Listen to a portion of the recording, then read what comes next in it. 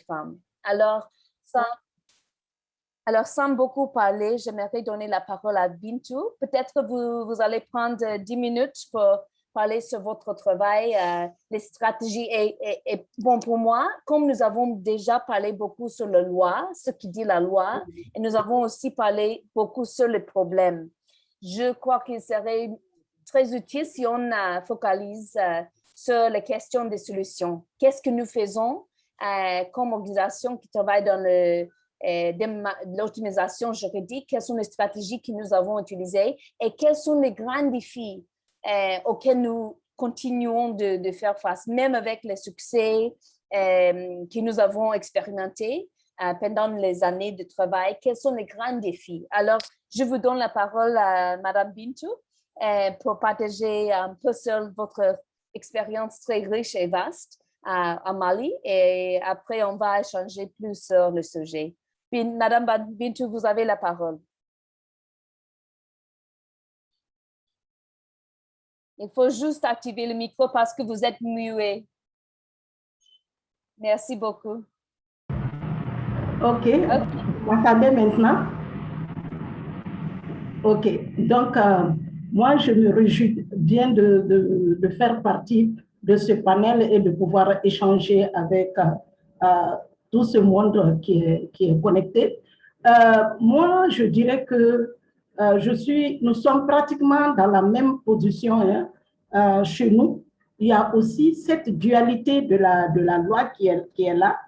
Et nous avons au Mali un code domanial qui dit que toutes les terres appartiennent à l'État. Mais dans ce même code, il est dit que les autorités coutumières aussi ont un droit sur la terre. Ce qui fait qu'il y a beaucoup d'ambiguïté, d'ambivalence en ce qui concerne l'application de ces deux dispositions. Mais qu'est-ce que nous faisons? C'est-à-dire au Mali, les personnes victimes d'expulsion, nous sommes une organisation qui a un centre d'orientation et d'assistance juridique. Et dans ce centre, nous recevons des personnes qui viennent exposer leurs problèmes. Donc, ça peut être des individus comme ça peut être des groupes d'individus. Et lorsqu'il s'agit de femmes qui sont expulsées, parce que les femmes peuvent être victimes de deux façons. En milieu urbain, dans les périphéries des grandes villes, vous trouverez qu'il y a des bidonvilles. Lorsqu'il s'agit, quand l'État prend des dispositions pour viabiliser ces bidonvilles, parce que les gens pensent que le développement d'une ville doit passer nécessairement par la viabilisation de ces bidonvilles qui sont tout autour de la grande ville. Et lorsque l'État prend cette disposition pour viabiliser, donc il se base d'abord sur le principe que toutes les terres appartiennent à l'État. Et deuxièmement, les femmes qui sont dans ces bidonvilles trouvent qu'elles n'ont pas de certificat de propriété. Ou bien, si elles en ont, c'est des certificats souvent qui sont attribués par les autorités coutumières, donc qui n'ont pas de valeur juridique devant une juridiction. Donc, nous les recevons. Quand il s'agit de ces cas, nous menons d'abord un programme de plaidoyer. Un programme de plaidoyer à l'endroit des autorités, qu'elles soient politiques, administratives ou coutumières, pour pouvoir vraiment expliquer et voir les possibilités de pouvoir mettre ces personnes dans leurs droits. Parce que quand les lieux sont viabilisés, ça devient très important et les personnes qui ont été expulsées ne peuvent pas acheter ces terres qui viennent d'être viabilisées. Parce que l'État viabilise soit pour les vendre ou bien pour ériger certains édifices publics. Donc, les personnes qui ont été expulsées et qui n'ont pas de titre de propriété sont laissées pour compte. Donc, nous prenons ces femmes-là en charge. Nous organisons d'abord ce plaidoyer pour qu'on puisse vraiment prêter attention à leur expulsion. Et souvent, il y a certaines qui ont des propriétés, même si c'est des titres de propriété coutumiers. Et nous nous basons sur ce document coutumier pour pouvoir vraiment prétendre à ce qu'ils aient un droit en ce qui concerne leur statut d'expulsé.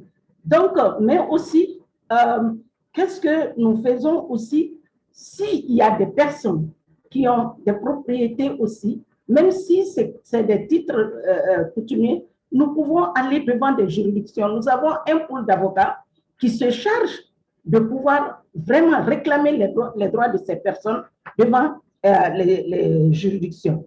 Et aussi, qu'est-ce que nous faisons aussi? C'est l'information et la sensibilisation du grand public. Nous utilisons beaucoup les radios de proximité pour pouvoir donner l'information sur des situations qui sont souvent délicates. Parce que les personnes expulsées, qu'est-ce qui se passe? N'ont pas où aller, ou à qui recourir. Donc, nous, si nous voyons que les autorités devant lesquelles nous sommes en train de faire le plaidoyer font la sourde oreille, nous passons par les radios de proximité. Parce que plus vous êtes nombreux, plus on vous écoute. Donc, nous essayons d'organiser l'information de masse et de faire en sorte que la masse puisse agir dans le sens des intérêts de ces personnes expulsées. Mais aussi, qu'est-ce que nous faisons aussi? Nous nous organisons pour le recasement immédiat de ces personnes-là, parce que c'est des questions d'urgence. C'est des questions d'urgence et nous avons des centres d'hébergement où nous pouvons négocier quelques places. Peut-être que ce n'est pas pour tout le monde, mais pour certaines femmes, s'il n'y a pas beaucoup de femmes, pour certaines femmes, nous organisons la prise en charge urgente qui est un recasement un recasement immédiat. Mais maintenant, qu'est-ce que nous avons comme défi? Quels sont les défis que nous traversons? Les défis que nous traversons, c'est, je l'ai dit, c'est les difficultés de recasement des victimes, parce que nous n'avons pas de grands centres pour pouvoir héberger les gens. Souvent, nous sollicitons des écoles, si c'est les grandes vacances ou des lieux que nous identifions, etc. Donc, c'est ce recasement, parce qu'il faut recaser immédiatement dans l'urgence. Donc, ça, c'est un premier défi. Et le second défi auquel nous sommes confrontés, c'est la dualité de la loi. Il y a un droit positif, il y a un droit coutumier. Et l'interprétation de l'une ou de l'autre est souvent très délicate parce que l'État, bien que dans le code domanial, on ait donné un droit au chef coutumier, mais quand il s'agit d'aller devant une juridiction ou de prétendre à des droits avec ce titre coutumier, l'État ne reconnaît plus, dit que ce n'est pas un document valable, etc. Et la personne qui a payé, parce qu'il y a des titres de vente, d'achat, de vente qui sont là, des factures de vente délivrées par des chefs coutumiers. Donc, on vous dit que ce document n'est pas valable. Donc, souvent, ça prête beaucoup à confusion et à suspicion. Il y a cette dualité de la loi qui est un défi. Et aussi, autre défi, c'est la non-application systématique des lois qui protègent les femmes. Et par exemple, au Mali, nous avons une loi qui est la loi d'orientation agricole qui dit que lorsque l'État veut aménager des terres agricoles, 10% de ces terres doivent revenir aux femmes. Et cette loi n'est jamais prise en compte. Donc, il y a ce problème. Mais aussi, nous avons aujourd'hui un défi qui peut être propre au Mali ou bien peut-être à RDC, c'est que nous avons des populations qui se sont déplacées par la force, qui ont fui leur domicile. Et aujourd'hui, nous sommes en train de préparer le retour de ces populations. Mais elles viennent souvent trouver que ces terres sont occupées. Et aujourd'hui, les personnes, c'est-à-dire les autorités qui sont là pour s'occuper de ces questions de paix et de reconstruction, par exemple, vous savez que nous avons la MINUSMA, qui est la mission des Nations Unies pour la stabilisation du Mali. On parle de tout, sauf des questions de terre au sein de cette mission. On ne parle pas de terre, de personnes qui ont été expulsées par le conflit de leur terre, qui ont fui, qui reviennent. Il y a toutes sortes de catégories de droits dans cette mission, sauf la réinsertion des gens sur leur terre. Donc ça, c'est un défi énorme parce que la mission, quand même, doit prendre ça. Si c'est pour stabiliser le Mali, s'il n'y a pas ce programme en ce qui concerne les personnes qui ont été expulsées par le conflit, mais nous n'aurons pas de stabilisation. Il n'y aura pas de stabilisation, mais il n'y a pas de section au sein de cette mission qui s'occupe de ces questions de terre. C'est un grand défi pour nous parce que l'accord de paix qui a été signé entre les partis belligérants ne parle pas de réinsertion des gens sur leur terre. Donc, ça, c'est un grand conflit pour nous. Aussi, l'application du droit coutumier aussi est souvent défavorable aux femmes. Et on ne prend même pas, lorsqu'une femme perd sa terre, on ne la prend même pas en compte. Lorsqu'on veut faire l'indemnisation ou quoi que ce soit on s'adresse au chef de famille pour l'indemnisation, ou bien si la femme même elle est chef de famille, on ne la prend pas en compte, on fait appel à son premier fils. Donc, ça, c'est un grand défi pour nous aussi. Mais il y a aussi le coût de l'assistance juridique. Lorsque nous devons aller devant des juridictions, souvent, mon organisation prend en charge le coût, mais souvent, ça trouve que nous n'avons pas aussi de fonds pour faire face à cette procédure que nous pouvons initier devant les juridictions. Bon, quelles sont les perspectives que nous avons? Quelles sont les perspectives? Aujourd'hui, le Mali est en réforme. Nous sommes en train d'organiser le plaidoyer pour qu'on puisse prendre les femmes dans la relecture des textes et surtout dans la relecture du code foncier. Ce n'est qu'hier seulement que ce code était devant les parlementaires pour être voté. Mais ça a été rejeté pour dire que non, il faudra bien qu'on puisse suffisamment réfléchir sur ces questions pour pouvoir l'adopter. Donc, la balle est dans notre camp de pouvoir faire ce plaidoyer pour que les droits des femmes puissent être pris en compte dans ce texte qui est là. Qu'est-ce que nous avons comme perspective aussi? C'est de développer le partenariat. Nous avons un groupe de parajuristes. Ces parajuristes interviennent sur toute l'étendue du territoire.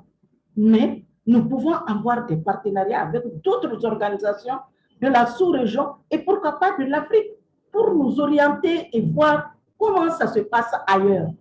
Parce que chaque année, nous produisons un rapport des parajuristes.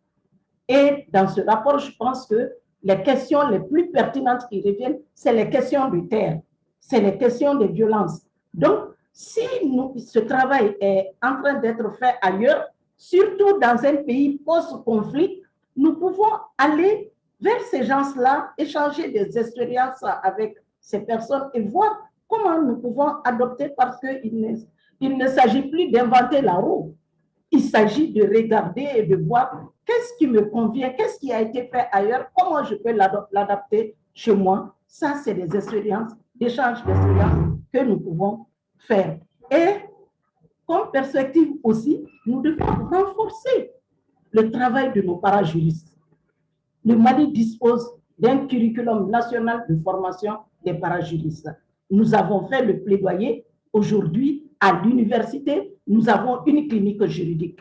Mais il s'agit aussi de renforcer ce travail-là.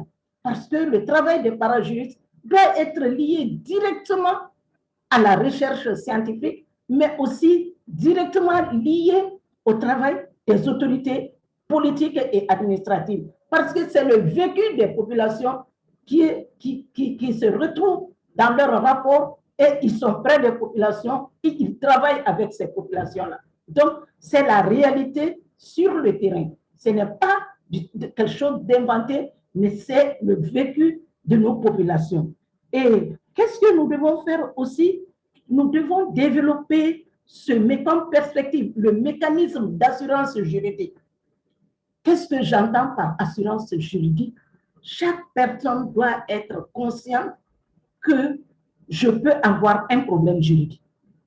Mais avant que je l'ai, je préviens, je vais m'assurer. Quand je m'assure, dès que j'ai un problème juridique, je sais là où m'adresser et qui doit prendre la responsabilité de m'aider dans la résolution de ce problème juridique. Moi, je pense que ça aussi, nous sommes en train de mener la réflexion sur ces questions en perspective et je pense qu'on doit nous aider à pouvoir vraiment porter ce mécanisme pour que nos populations puissent être assurées juridiquement par des personnes. Parce que quand on dit qu'il faut que tout le monde puisse connaître la loi, tout le monde ne peut pas connaître la loi, mais tout le monde peut s'assurer. Et si vous payez votre assurance, ça ne peut être que des sommes maudites. Dès que vous avez un problème juridique, mais on va vous assister, on va vous apporter tout l'appui nécessaire. Ça, c'est une réalité. Aujourd'hui, nous avons des véhicules assurés. Dès qu'il y a un accident, on se retourne vers nos assureurs. Donc, pourquoi pas ne pas développer ce mécanisme? Donc, voilà un peu les quelques contributions que je voulais faire par rapport à ces échanges. Et merci beaucoup à vous tous de m'avoir associé à ça. Merci beaucoup, Madame Bintou, pour cette riche présentation. Je crois que, bon, moi, j'ai pris plusieurs points de votre présentation sur les stratégies. J'ai pris les stratégies de radio de proximité, communication de masse. Je crois que beaucoup de personnes peuvent profiter de ces conseils. Le problème de recasement immédiat, c'est quelque chose de très important et c'est très souhaitable que vous avez un centre d'hébergement pour certaines catégories de personnes. Alors, je vous remercie beaucoup pour cette présentation et aussi pour avoir nous partagé vos défis parce que pour moi, c'est ça le début de notre conversation. C'est le grand défi parce que nous sommes tous praticiens sur le terrain. La question, c'est qu'après plusieurs années de lutte, nous avons toujours des défis. Oui. Et pour moi, avec la conversation que nous sommes en train de développer maintenant, nous pouvons voir qu'à Mali, au Bénin, au Nigeria, en RDC, je crois que nous faisons face dans la réalité aux des défis qui ont partage. Peut-être il y a des différences de contexte, mais moi, avec ces conversations, j'aimerais voir comment nous pouvons développer des stratégies communes, comment nous pouvons peut-être développer mieux la solidarité entre nous pour faire face. Alors, j'ai bien noté les défis que vous avez identifiés. Et après de faire notre présentation, j'aimerais revenir à ces points. Comme ça, avec certains de ces défis, peut-être nous pouvons échanger encore pour avoir les perspectives et avis de tout le monde. Et mieux développer ces sujets. Alors, je vais demander à tout le monde d'attendre avec vos questions. Si vous avez quelque chose, écrivez vos questions, vos réactions à la présentation de Bintou. J'aimerais vite faire notre présentation, comme ça, vous allez réagir à toutes les deux présentations à la fois, avec les questions, les suggestions, les commentaires, le partage de vos expériences. Je vais essayer de faire la présentation vite avec mon collègue Sébastien qui est avec moi à Lagos. Alors, pour moi, la première chose que j'aimerais dire, parce que j'ai beaucoup entendu tout le monde qui a dit qu'un grand défi, c'est la réalité que la loi dit que le terre appartient à l'État. Et c'est ça que nous avons constaté dans presque tous les contextes. Pour moi, c'est la première chose que j'ai constatée après de commencer de travailler ici au Nigeria, c'est que partout, quand je vais dans la communauté, quand je parle avec un avocat, quand je parle avec un juriste, tout le monde dit toujours la même chose. Mais le terre appartient à l'État. Nous n'avons pas le pouvoir de changer ça. Et pour moi, la première chose que j'aimerais dire, c'est que je vais partager quelque chose dans la boîte de conversation. C'est la traduction d'une citation en anglais qui dit « La manière la plus courante par laquelle les gens abandonnent leur pouvoir, c'est en pensant qu'ils n'en ont aucune. » Peut-être que quelqu'un peut améliorer la traduction, mais voilà un peu l'idée. Parce que pour moi, avec mon expérience, je vois le loi. Il y a certains langages dans le loi que les autorités en ont profité pour prendre plus de pouvoir que peut-être qui étaient les intentions des personnes, les législateurs d'origine de cette loi. Alors, dans nos formations de parajuristes, ici à Lagos, à Cotonou, nous essayons de donner une interprétation progressive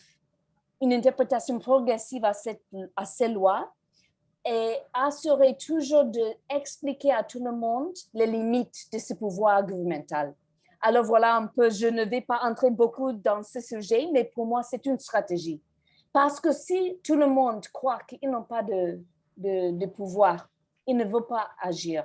Mais si nous croyons que dans la loi, il y a des protections, il y a des droits qu'ils j'ai, mais c'est l'État qui ne respecte pas ces droits, maintenant, on peut commencer la manière de commencer d'agir pour défendre nos droits, pour revendiquer nos droits. Alors, voilà un peu les stratégies qu'on utilise dans nos formations de parajuristes, aussi dans la sensibilisation communautaire, etc. Alors, j'ai partagé cette petite citation avec vous. Maintenant, je vais aller à notre présentation. Je vais essayer de partager mon écran pour un moment. C'est où ça? Un moment.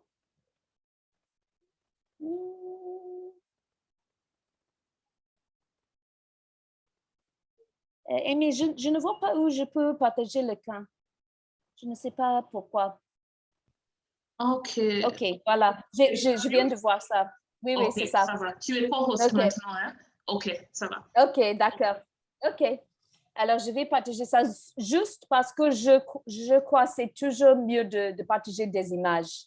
Avec les images, vous allez mieux comprendre le contexte où nous travaillons.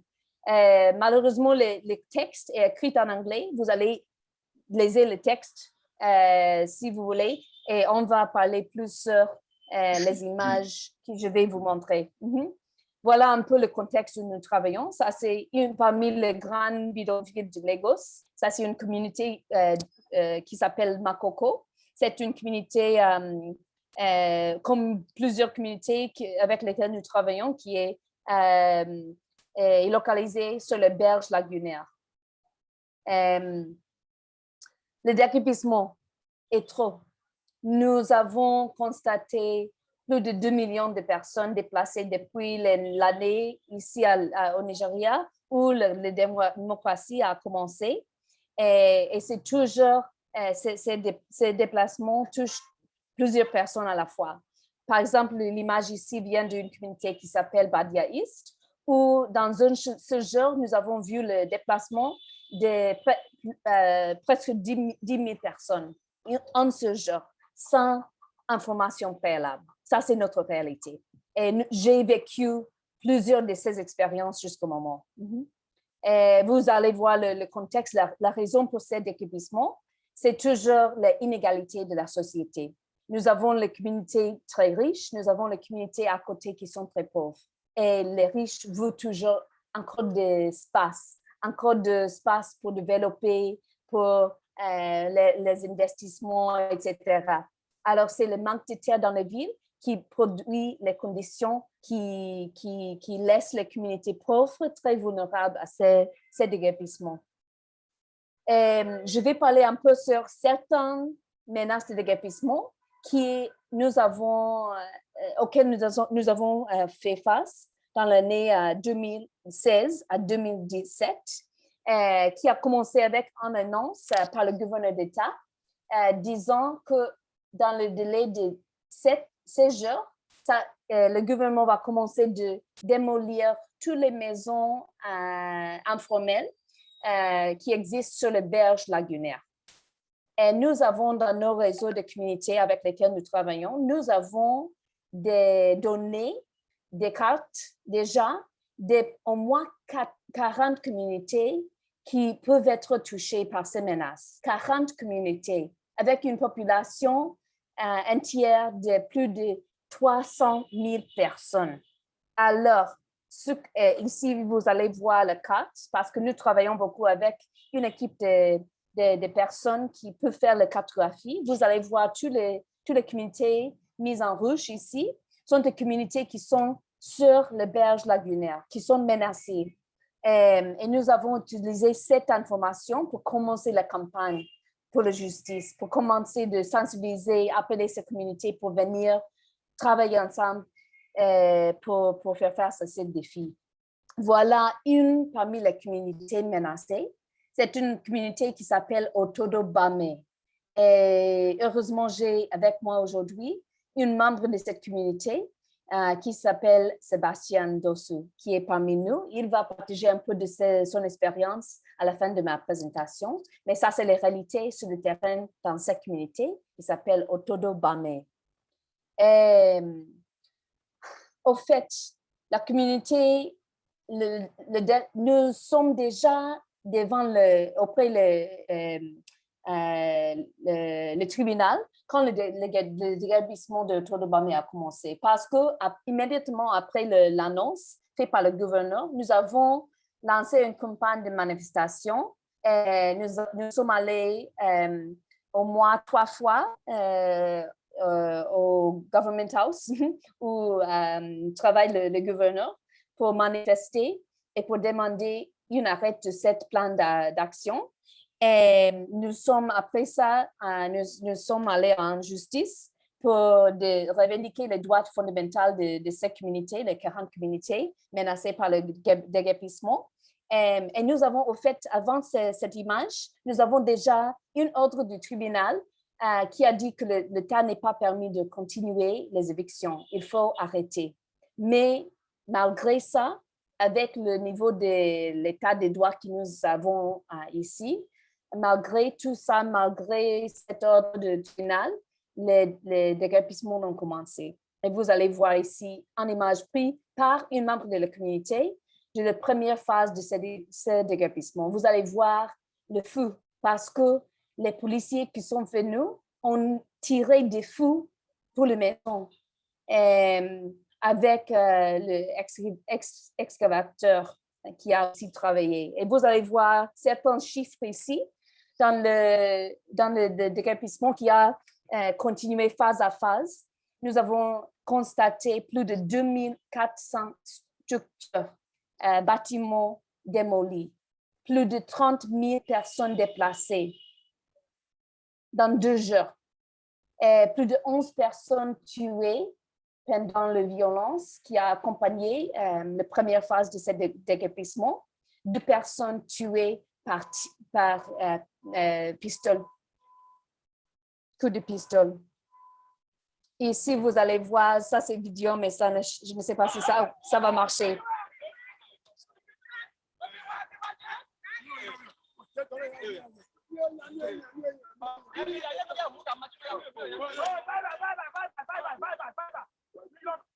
Alors, voilà les vidéos, parce que nous utilisons beaucoup dans la plaidoirie les vidéos, l'information directe et on utilise beaucoup les médias sociaux. Alors, c'est mon collègue qui a été en pirogue avec la communauté pendant cette démolition qui a pris cette vidéo. Et c'est un membre du réseau communautaire avec lequel nous travaillons. Vous allez voir le chemise qu'il porte qui a été tué. Et c'est nous qui avons aussi besoin de lui apporter au hôpital et au morgue après toutes les violences parce qu'il n'y a pas de route pour rentrer dans le terrain. Alors, et vous allez voir dans les bateaux, dans les pirogues ici, toutes les personnes, toute la famille déplacées pendant ces phases de déguerpissement. Ça, c'est les dernières phases qui a passé en avril de 2017. Après la démolition, nous avons documenté les conditions de vie, et particulièrement ici pour les enfants. Vous allez voir la situation dans laquelle ces enfants ont vécu immédiatement après le déguerpissement. Et maintenant, je vais parler un peu sur la campagne parce que c'est une campagne avec une stratégie multiple. Parce que pour nous, nous sommes prêts de faire tout possible pour faire face à ces défis de déguerpissement, le cas d'Ottobamé et tous les autres cas. Alors, je vais vous partager un peu sur les stratégies diverses qu'on utilise. Premièrement, comme j'ai mentionné, c'est la documentation. Alors ici, vous allez voir un peu et écouter un peu de la voix d'une personne déplacée qui est une leader très forte de la communauté. Mais il parle anglais, alors je vais partager un peu et après nous allons à la prochaine partie. Ça, c'est pendant le déguerpissement. Et nous avons mis ça immédiatement sur le média social. Lots of police on ground shooting here and there and firing tear gas. So, and every one of us were inside, put on top of that. So anyone that's trying to get closer to the community, they started shooting to make sure that we didn't get close to the community. So we're still on top of water and have nowhere to go. So I hope that we don't have brutality. We don't know what will come out next. Voilà le jour final de ce déguerpissement. Vous allez voir où les autorités mettre toujours le feu sur la maison à la fin de cette image. Et ça, c'est une vidéo, nous avons pris ça avec la communauté parce que mes collègues étaient avec la communauté. Nous avons publié ça immédiatement sur les médias sociaux. Après, bien sûr, nous avons continué d'organiser des manifestations. Je vais vous vite partager ça.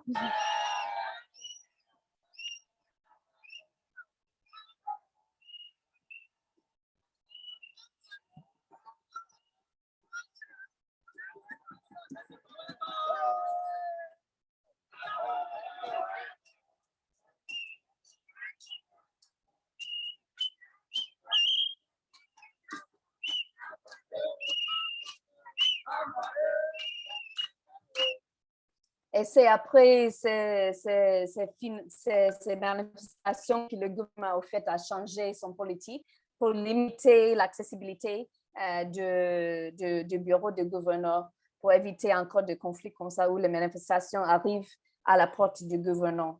Parce qu'à la fin du jour, le gouverneur a reçu ces personnes et a besoin de promettre certaines choses, mais ces choses ne sont pas des vraies promesses. Nous avons trouvé à la fin du jour. Nous avons toujours le réseau de solidarité. Par exemple, ici, nous avons la photo de nos parajuistes de Port Harcourt qui sont venus en autobus pendant la nuit pour rejoindre le confrère à Lagos pour cette manifestation. Ici, nous sommes dans le tribunal. Chaque fois que nous sommes allés au tribunal, il faut aller avec la communauté. Vous allez voir que la salle de l'audience est pleine de personnes et les autres personnes qui n'ont pas la possibilité d'entrer dans la salle sont ici en entendant le résultat de leur cas. Et voilà un peu la situation. Et nous venons avec les femmes, avec les enfants, avec toutes les personnes. Comme ça, le juge devrait voir les visages des personnes touchées avant de prendre la décision. Nous avons aussi fait de l'énumération, c'est-à-dire le recensement dans la communauté pour identifier les personnes déplacées parce qu'à la fin du jour, comme j'ai dit, il y a certaines promesses faites par le gouverneur qu'il va réinstaller certaines personnes. Alors, nous avions besoin de trouver vite la liste des personnes déplacées. Alors, voilà un peu ces efforts. Nous avons aussi organisé certains matériels pour aider la population, même si nous ne pouvons pas commencer de faire l'hébergement, nous avons les aidés avec certains autres matériels, avec l'assistance générale du public. À certain moment, nous avons aussi aidé la communauté de commencer de reconstruire les maisons avant la dernière phase de démolition. Et bien sûr, le partenariat. Ici, nous avons l'ambassadeur norvégienne qui a été dans la communauté entre une phase de démolition et avant le prochain, qui a adressé les personnes déplacées et a fait des promesses de solidarité. Et il a vraiment fait le meilleur possible pour aider les communautés. Et bien sûr, toujours, nous avons travaillé beaucoup avec les médias. Ici, c'est une entreprise médiatique allemande. Alors, mais nous travaillons au niveau national, au niveau international. Voilà un peu. Et finalement, à la recherche de solutions durables à ces problèmes, nous essayons de travailler avec les communautés déplacées et les communautés non déplacées pour développer des alternatives parce qu'il faut travailler main à main avec le gouvernement à la fin du jour pour proposer des solutions plus durables. Il faut dire non au déguerpissement, mais oui à autre chose, à autre solution. Alors voilà, ici, vous allez voir des échanges que nous avons organisés où nous sommes allés avec des membres de la communauté pour visiter certaines communautés en Nairobi où ils ont fait l'amélioration des conditions de vie avec l'État. Alors, nous avons organisé ces échanges. Et comme ça, et comme j'ai dit aussi, la vidéographie participative pour faire.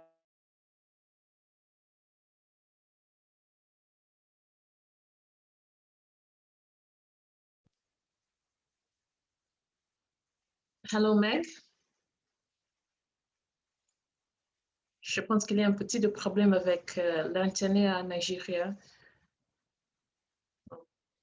Je vais l'appeler.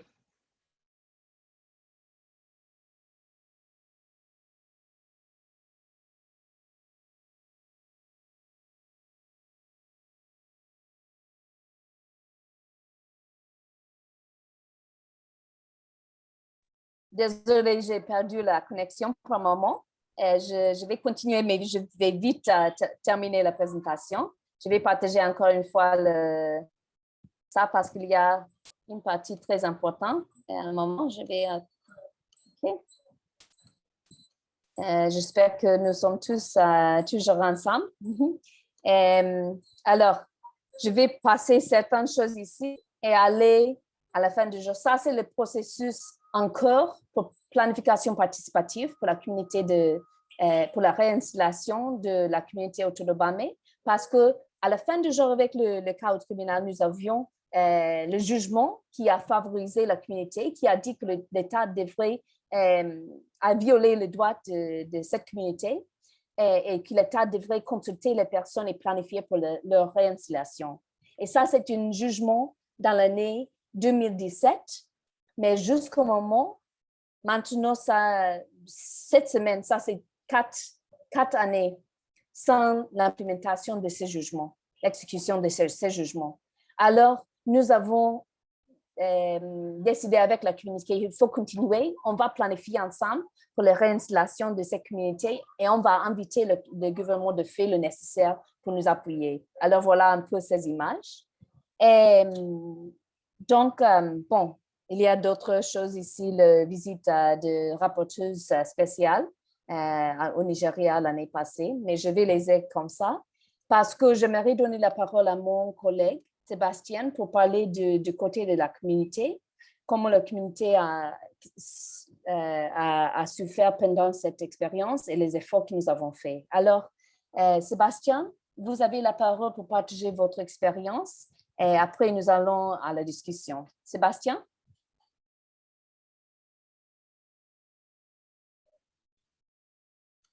Sébastien, vous avez la parole et je vais terminer de partager l'écran.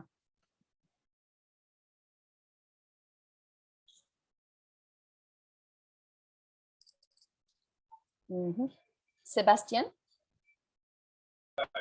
Allô, madame? Oui, Sébastien. Oui, vous avez la parole maintenant pour partager un peu l'expérience de la communauté. Et si vous voulez activer la vidéo, vous pouvez demander à Enyo de vous aider avec ça. Comme ça, nous allons voir votre visage aussi. D'accord, je le fais un peu de la détermination de ce qui s'est passé avec nous à Torobamé. Au commencement, ce qui s'est passé avec Torobamé, c'est imprévu. Le gouvernement nous a pas dit qu'on va nous détourner de cette terre. Brusquement, on a entendu la parole, on a allé aux justices pour la parole. En ce temps-là, le juge nous a dit il n'y a pas une loi pour déménager les gens d'État.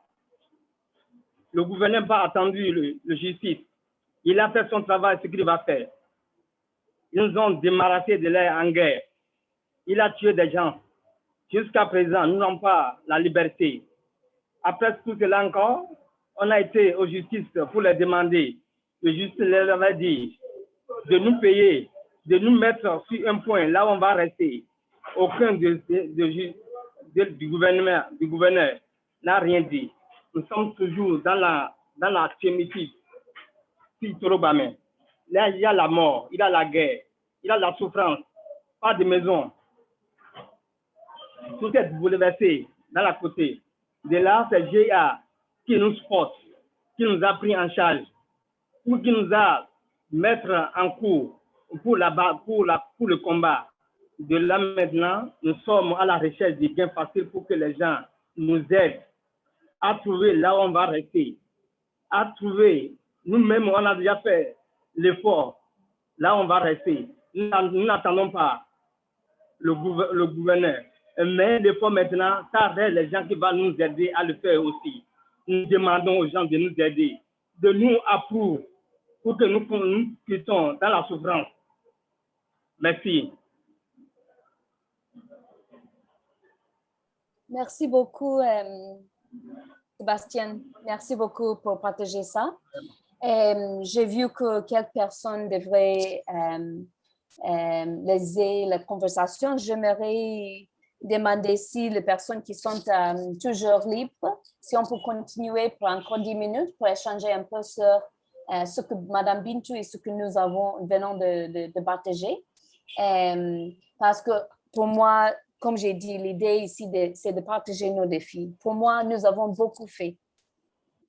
Mais nous sommes toujours à la recherche de la justice, la réinstallation des communautés déplacées à la fin du jour, l'arrêt final de ces pratiques de déguerpissement. Et nous avons vu aussi que la même chose, ou presque la même chose, passe dans d'autres pays, dans d'autres villes où nous travaillons.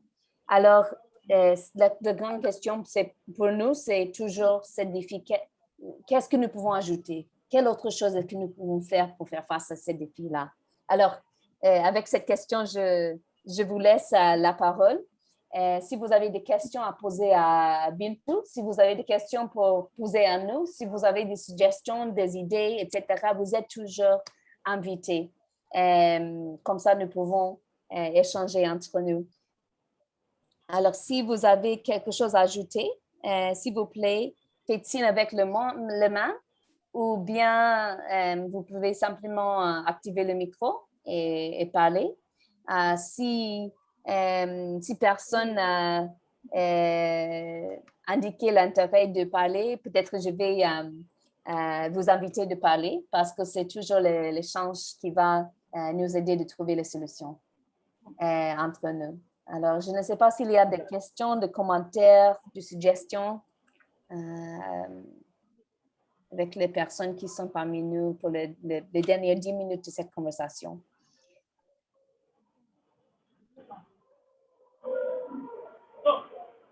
OK.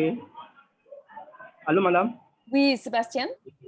Vous avez quelque chose à ajouter? Ce que je demande maintenant, parce qu'on a fait déjà au moins 4 ans maintenant sans trouver un endroit pour rester. Mon objectif là, je veux que nous pouvons les gens nous aider pour qu'on soit sur un terrain que tout le monde se reconnaisse. Parce que la population s'est déjà divisée. Nous ne nous connaissons plus même pas. Nous nous demandons que les gens nous aident, la société nous aide. Comme nous avons fait l'effort, nous-mêmes nous demandons de nous aider de plus. Voilà mon opinion. Merci beaucoup, Sébastien. Je crois que c'est une voix très importante. C'est une perspective très importante. Après beaucoup de luttes, la solution, toujours. Alors, je ne sais pas parmi les personnes avec nous s'il y a des commentaires, des questions, des suggestions. Sinon, peut-être que je peux donner la parole à certaines personnes. Et je sais aussi Aimé. Oui, Aimé. J'ai un commentaire. Je vois que nous, les praticiens sur le terrain, on utilise l'autonomisation juridique pour faire le travail. Mais je demande si l'autonomisation juridique est utile dans tous les cas. On voit que dans le cas de Nigérien, on connaît la loi. On utilise la loi. Même on va au cours et le juge dit que la communauté a les droits. Mais jusqu'au moment pour enforcer, il y a un problème. L'État n'obéit pas des cours. Je me demande si l'autonomisation juridique, ça suffit pour ce cas. Si c'est utile pour ce cas. C'est juste un commentaire, c'est juste une question. Merci beaucoup, Aimé. Je ne vais pas répondre à cette question parce que c'est une question ouverte, on peut dire. C'est une question pour tout le monde, pour nous aider de réfléchir. Et c'est pour ça que peut-être nous sommes entrés dans d'autres stratégies complémentaires, comme l'idée de développer ensemble avec l'État les stratégies pour le développement des communautés et réinstallation, parce que pour nous, ça a aidé à ce niveau, parce que dans la réalité nigérienne, nous n'avons pas pensé d'arriver à avoir des jugements qui favorisent les communautés pauvres et informelles. Nous sommes arrivés finalement à ce niveau, mais même avec le jugement, l'État ne respecte pas le jugement. Alors, il faut trouver encore des stratégies. Alors, c'est pour ça que nous continuons d'utiliser l'autonomisation juridique, mais on cherche aussi d'ailleurs pour trouver d'autres stratégies. Et avec ça, j'aimerais avoir aussi les commentaires de nos collègues ici. Peut-être il y a certaines personnes qui viennent de nous rejoindre. Pendant la présentation, j'imagine, nous avons Ambé Kamfige et nous avons Alpha. Je ne sais pas si vous avez des commentaires de ce que vous avez vu dans les présentations. S'il y a des suggestions, des idées, d'autres stratégies que vous avez utilisées dans vos contextes. Aussi, alors, je ne sais pas, Alpha, Ambé, si vous avez quelque chose à ajouter, des cartes de contexte congolaise, peut-être que vous avez aussi quelques commentaires, quelque chose pour nous aider, Nessan, de contexte, quand nous faisons face au presque le même problème, mais avec un contexte différent. Si vous avez des stratégies pour partager avec nous, ou peut-être que vous avez des questions, des commentaires pour Madame Bintou. Merci beaucoup. J'ai une petite, pas une intervention, une approche de réponse à la question de Aimé, que nous sommes confrontés à un entêtement de l'État qui refuse de respecter les lois et même les décisions que la justice de ces États-là rende. Mais pour réponse à cette question, c'est la citation de Alice Walker que vous avez partagée répond bien à la question. Je la relis, dit la manière la plus courante par laquelle les gens abandonnent le pouvoir, c'est en pensant qu'ils n'en ont pas. Mais dès qu'on dit la souveraineté en réalité appartient au peuple, c'est le peuple souverain qui donne le pouvoir aux autorités et peut en réalité le leur arracher comme quand il veut. Donc ce n'est pas en prenant des armes, mais en manifestant et en se faisant entendre par les autorités pour que les autorités reviennent sur eux, pour qu'ils sortent l'injustice, la manifestation de l'injustice que subit cette population pour se remettre en cause. Sinon, l'État tout-puissant pense qu'il est dans son droit de dégager, il est la toute-puissance, il peut faire ce qu'il veut parce qu'il est l'État souverain, mais c'est le peuple qui est souverain, c'est le peuple qui donne le pouvoir à ces autorités-là. Donc, une solution, c'est les manifestations, se faire entendre, médiatiser, par tous les moyens de communication, que ce soit sur les réseaux sociaux, les manifestations publiques, les théâtres, les radios, les télés, et puis dans le monde entier, que ce soit sur le plan national, que sur le plan international, se faire entendre pour montrer combien l'État, cet État est en train, ne respecte pas les droits de l'homme.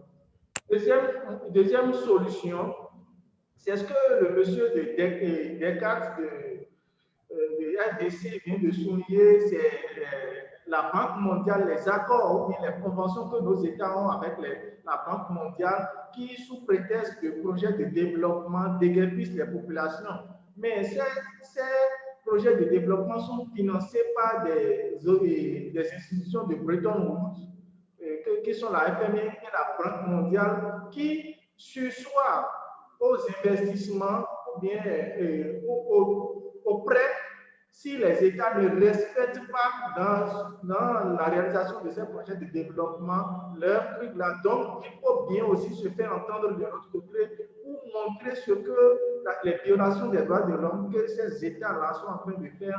Donc, voilà pour le moment les deux bouts que moi je pense qu'on peut tenir pour obliger les États à respecter les droits de ses citoyens, les lois et les décisions de justice.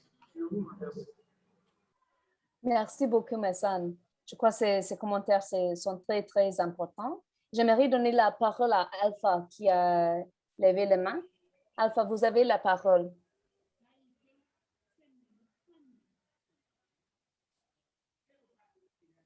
Bienvenue. Alpha? Bonjour oui? À tout le monde. Bonjour Megan.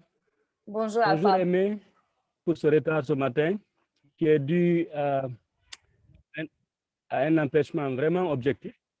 Oui. Très mauvaise. Aujourd'hui, je suis à la maison. Nous n'avons pas pratiquement la bonne connexion dans ma localité ici.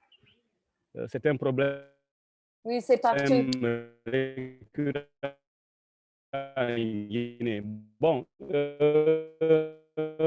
je n'ai pas suivi, vous constatez.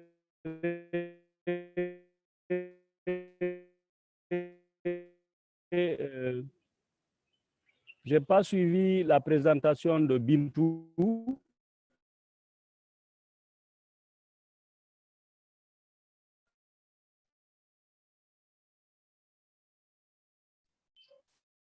C'est comme Alpha a un grand problème de connexion.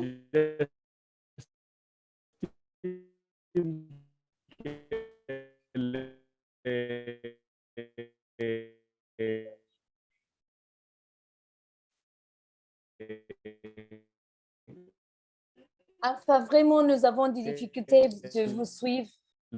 Alors, je vais vous muer pour le moment. Et...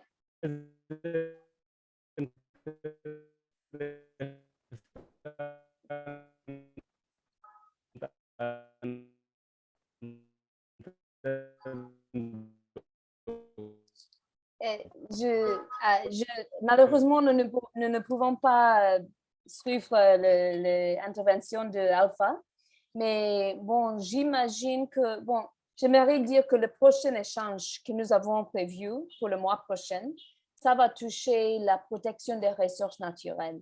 Et il y a toujours un fort lien entre ces questions de déguerpissement, problèmes fonciers, protection des droits fonciers et de protection des ressources naturelles.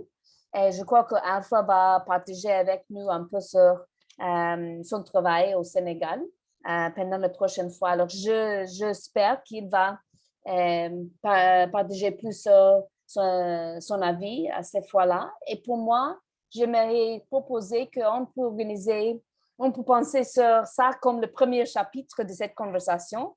Nous avons partagé l'expérience de Bintou. Elle a souligné certains défis, grands défis, la difficulté de recasement. la réalité de la loi positive, la loi coutumière, qui limite l'application des droits dans la réalité, la non-application systématique des lois qui protègent les femmes.